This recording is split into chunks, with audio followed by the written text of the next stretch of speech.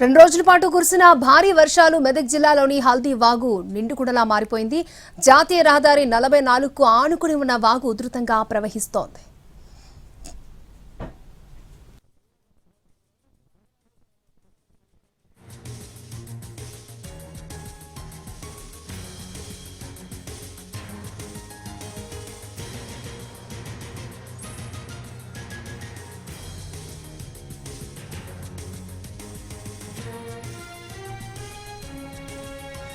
తూఫాన్ దగ్గర హల్దీ వాగుకి వరద పోటెత్తింది. 2 రోజుల పాటు కురిసిన భారీ వర్షాలకు హల్దీ వాగు నిండుకుండలా మారింది. జాతీయ రహదారి 44కు ఆనుకున్నటువంటి ఈ వాగు ఉధృతంగా ప్రవహిస్తోంది. దీంతో రాకపోకలు బంద్ చేశారు. పూర్తి డీటెయిల్స్ తూఫాన్ నుంచి మా ప్రతినిధి సతీష్ లైవ్ లో అందించడానికి రెడీగా ఉన్నారు. సతీష్, హల్దీ వాగు ప్రవాహం ఉధృతంగా ఉంది. ఇక్కడ మనం చూడొచ్చు, తూప్రాన్ దగ్గర ఉన్నటువంటి తూప్రాన్కి పట్టణానికి ఆనుకొని ఉన్నటువంటి ఈ హల్దీ వాగు ఎంత ఉధృతంగా ప్రవహిస్తుందో మనం ఎన్టీవీ స్క్రీన్ మీద చూస్తూ ఉన్నాం.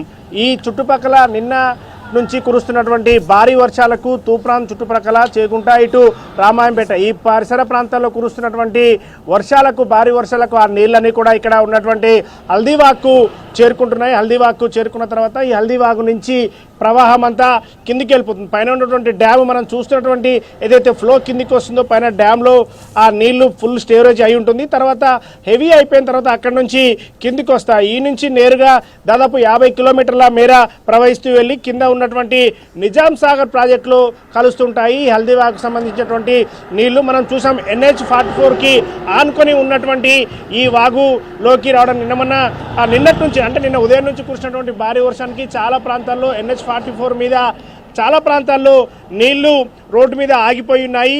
వచ్చేటటువంటి వెహికల్స్ కూడా ఒక రూటు పూర్తిగా ఆగిపోయే విధంగా, ఆపివేసే విధంగా కూడా నీళ్లు హెవీ ఫ్లో వచ్చింది. అట్లాంటి ఫ్లో మొత్తం కూడా నేరుగా ఈ వాగులోకే చేరుకుంది. పైన ఉన్నటువంటి కుంటలు కావచ్చు, చిన్న కాలువలు, గ్రామాల్లో ఉన్నటువంటి ఆ నీళ్లు, వాటితో పాటుగా ఈ చుట్టుపక్కల ఉన్నటువంటి ఏదైతే గొలుసుకట్టు చెరువులు ఉన్నాయో గొలుసుకట్టు చెరువులు నిండిపోయిన తర్వాత అలుగులు పారి అలుగుల్లో నుంచి హెవీ అయిపోయిన నీళ్లు మొత్తం కూడా, అలుగుల్లో నుంచి వచ్చిన నీళ్లు మొత్తం కూడా ఈ హల్దీవాగులోకే చేరుకున్నాయి. ఈ హల్దీవాగు ప్రస్తుతం అయితే నిండుకుండలా మారినటువంటి ఈ హల్దీవాగు ఇక్కడ నుంచి పూర్తిగా నీళ్లు వెళ్తున్నాయి. దాదాపు ఈ మధ్యకాలంలో ఇంత పెద్దగా ప్రవాహం అయితే మేము చూడలేదని ఇక్కడ ఉన్నటువంటి గ్రామస్తులు కావచ్చు, హల్దీవాగ్కు దగ్గర ఉన్నటువంటి వాళ్ళు చెప్తున్నారు. ఇంత ఫ్లో ఉంది కాబట్టి దీనిపైన ఉన్న 2-3 రూట్లకు, ఊర్లకు సంబంధించి రోడ్డు కనెక్టివిటీ కూడా పూర్తిగా కట్ అయిపోయింది. అక్కడి నుంచి ముందుకు వెళ్ళడానికి కావచ్చు, అదేవిధంగా అక్కడి నుంచి వేరే ఊర్ల గ్రామాలకు రాకుండా ఆ రోడ్డు కట్ అయిపోయింది. ఎందుకంటే ఈ కల్వట్టులో నుంచి వచ్చేటటువంటి వాగులోకి చేరుకోవడానికి వచ్చే కల్వట్టులోకి వచ్చే నీరు మొత్తం కూడా వస్తుంది. దీంతో పైన ఉన్నటువంటి కొన్ని గ్రామాలకు కూడా కట్ అయిపోయింది. అయితే ఈ ఫ్లో ఇంత పెరిగినప్పుడు కూడా NH-44కి అనుకున్నటువంటి ఈ ఫ్లో కాబట్టి ఈ వాగు వల్ల ఎవరికి కూడా ఇబ్బంది లేదు. హెవీ ఫ్లో వస్తున్నప్పుడు కూడా ఎలాంటి ఇబ్బంది లేదు. అంటే మనం ఈ ఒకసారి స్క్రీన్ మీద చూస్తున్నాం, మనం చూస్తున్నటువంటిది ఇది NH-44. ఈ NH-44కి ముందు నిన్న అయితే పూర్తిగా క్లోజ్ చేశారు. అదేవిధంగా మన బ్యాక్ సైడ్ కూడా దాదాపు 3 కిలోమీటర్ల బ్యాక్ సైడ్ కూడా పూర్తిగా ఆపేశారు. ఇప్పుడు ఎలాంటి ఇబ్బంది లేదు.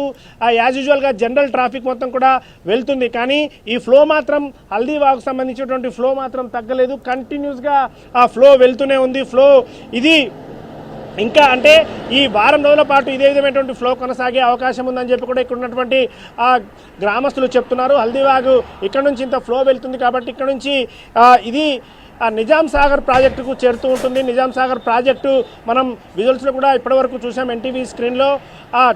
నిజాం సాగర్ ప్రాజెక్టు కూడా నిండిపోయి అక్కడ నుంచి గేట్లు వదిలి కిందికి కూడా వెళ్తున్నాయి. ఈ విధంగా నిజాం సాగర్ ప్రాజెక్టు ఇలా నిండడానికి కారణం ఈ హల్దీవాగ్ కూడా ప్రధానమైనటువంటి రీజన్ అని చెప్పుకోవచ్చు. హల్దీవాగ్ నుంచి వెళ్తున్నటువంటి ఫ్లో, ఈ ఓవర్ ఫ్లో, హెవీ ఫ్లో మొత్తం నిజాం సాగర్కి చేరుకుంటుంది కాబట్టి అక్కడ నిండిపోయింది. మొత్తంగా చూస్తే మాత్రం తూప్రాన్ పట్టణానికి ఆనుకొని ఉన్నటువంటి ఈ హల్దీవాగు ఈసారి ఉధృతంగా ప్రవహిస్తోంది. అక్షయ. ఓకే సతీష్.